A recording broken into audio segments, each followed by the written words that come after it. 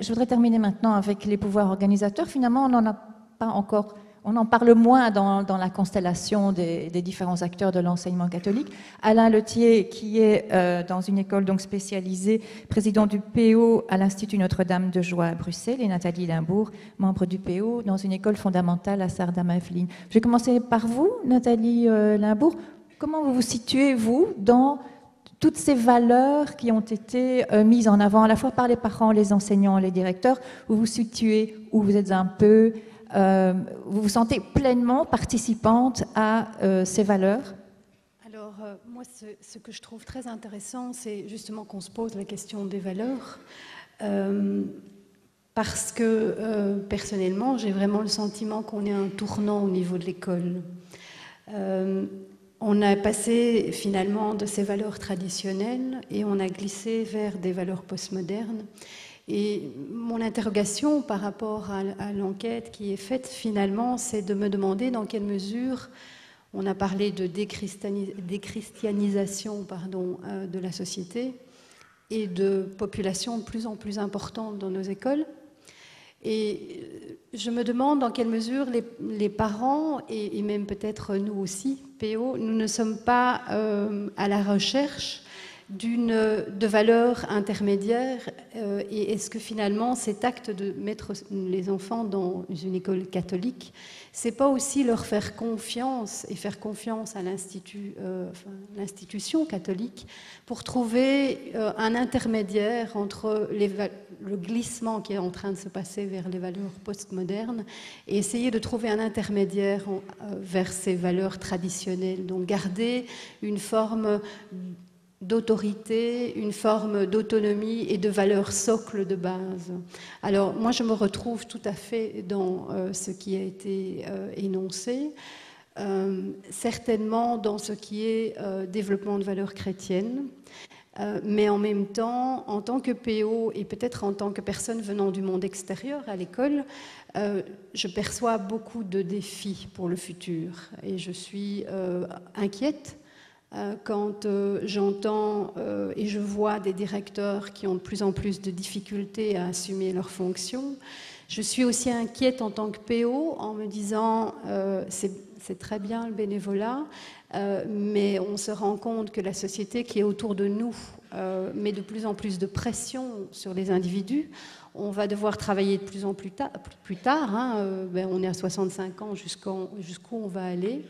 Et est-ce qu'on va pouvoir maintenir ce système-là? Et donc moi, c'est vraiment ma grande interrogation, et notamment parce que l'année dernière, on a fait une enquête auprès des directeurs pour vraiment comprendre pourquoi certains d'entre nous, malgré le fait qu'ils trouvaient ce métier passionnant, intéressant, lâchaient prise et quittaient leurs fonctions.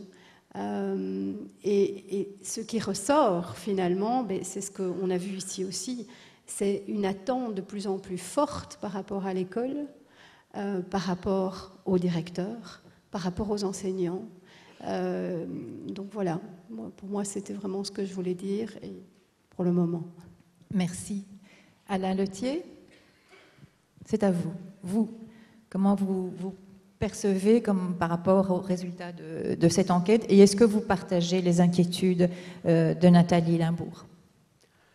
Je partage en partie, bien que justement lors d'un dernier conseil d'administration, je posais la question de l'avenir des PO au sein de notre réseau en disant est-ce que nous aurons encore la capacité de trouver des volontaires et des bénévoles pour faire fonctionner les établissements scolaires?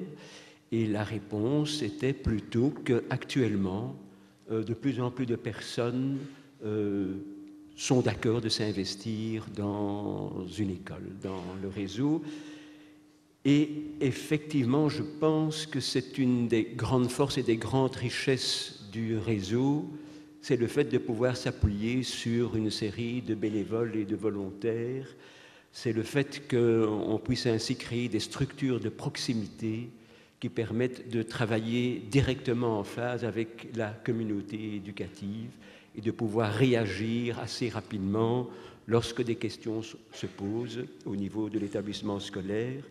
Et à l'intérieur de cette communauté scolaire, c'est vrai que j'aime bien souligner le rôle essentiel de la direction on se rend compte vraiment que c'est la personne qui permet que l'esprit de l'école, que la culture de l'école, que l'ambiance dans l'école, que le bon fonctionnement des enseignants et des autres membres du personnel puisse se réaliser. Et donc, pour les pouvoirs organisateurs, un des rôles essentiels et majeurs, c'est de pouvoir trouver la direction qui correspond bien à cette culture d'établissement. Donc, par exemple, en ce qui me concerne, je suis pouvoir organisateur d'une école d'enseignement spécialisée. Et donc, ça suppose à la fois d'avoir une équipe qui ait des compétences particulières et donc aussi des directions, ou une direction qui tienne compte du public qui est accueilli. Et je trouve aussi que c'est une des forces et des caractéristiques du réseau, quoi qu'on en dise, c'est que le réseau de l'enseignement catholique accueille des jeunes, et parmi ces jeunes, les jeunes les plus défavorisés ou en extrême difficulté d'apprentissage. Vous avez parlé tous les deux, vous et Nathalie Limbourg, de l'importance du bénévolat.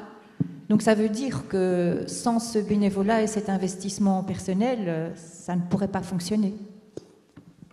Alors je pense que c'est évident, mais c'est aussi ce qui fait la richesse de cette structure, c'est qu'elle est ouverte. Elle est ouverte au monde, elle n'est pas limitée à uniquement des professionnels, à des professionnels de l'éducation.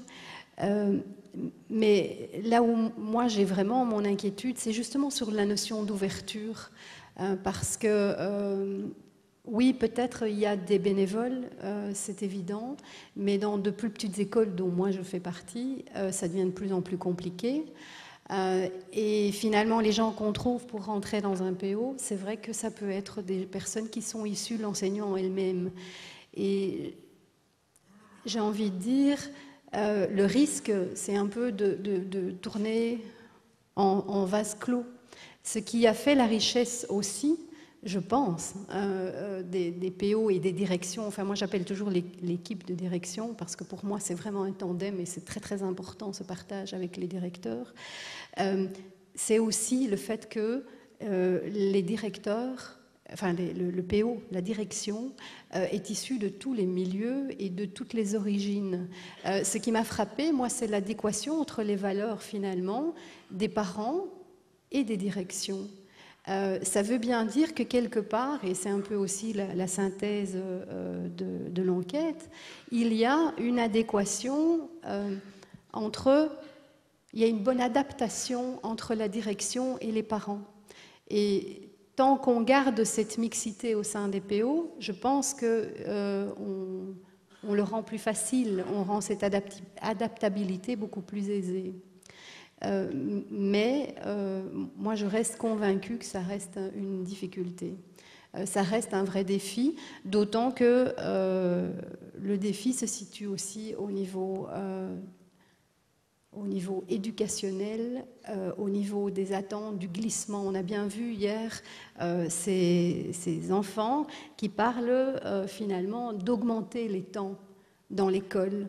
Et il y a un des intervenants qui demandait, mais finalement, est-ce qu'il n'y a pas un glissement de ces attentes finalement familiales vers les attentes vers l'école elle-même? Et ça m'interpelle. Je me dis, mais on a de plus en plus, on est dans une société où il y a une communication intense, mais où les gens n'ont jamais eu autant de mal à créer du lien. Et c'est un peu ce qu'ils viennent chercher dans notre école. Et ce qui est important, je pense, c'est de garder cette richesse. Merci. Alors, vous vouliez ajouter quelque chose, Alain Lethier ? Dans le sens de l'ouverture, et à propos du débat sur le C, je voudrais dire ceci, c'est que de mon point de vue, le mot catholique n'est pas très très gênant, dans le sens où je le comprends bien entendu, c'est-à-dire une école finalement ouverte à l'universel, et je pense que pour notre réseau et pour la société, c'est quelque chose d'essentiel. J'ajouterais évidemment dans ce débat du C, et on l'a bien vu dans le montage aussi, que l'école catholique a intérêt à être aussi critique. Et dans cet aspect de critique, je pense que beaucoup de gens confondent le mot catholique avec l'Église romaine. Et c'est vrai qu'à juste titre, beaucoup de gens, et j'en fais partie, pensent que l'Église romaine a parfois des prises de position et des manières d'agir qui sont en contradiction avec l'Évangile.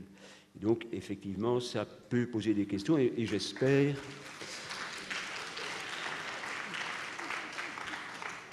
Et donc, j'espère que l'école catholique critique parviendra à vivre d'une autre manière. Et dans ce sens-là, je ne pense pas que l'école catholique soit ni meilleure ni moins bonne que les écoles des autres réseaux. Je pense qu'elle a intérêt à être simplement un service à la société et que tous ensemble, nous sommes évidemment appelés à une tâche commune qui est l'éducation des jeunes, y compris les jeunes les plus en difficulté, et que nous sommes aussi soucieux de devoir préparer l'avenir de l'humanité. Et nous savons tous qu'aujourd'hui, les enjeux sont considérables.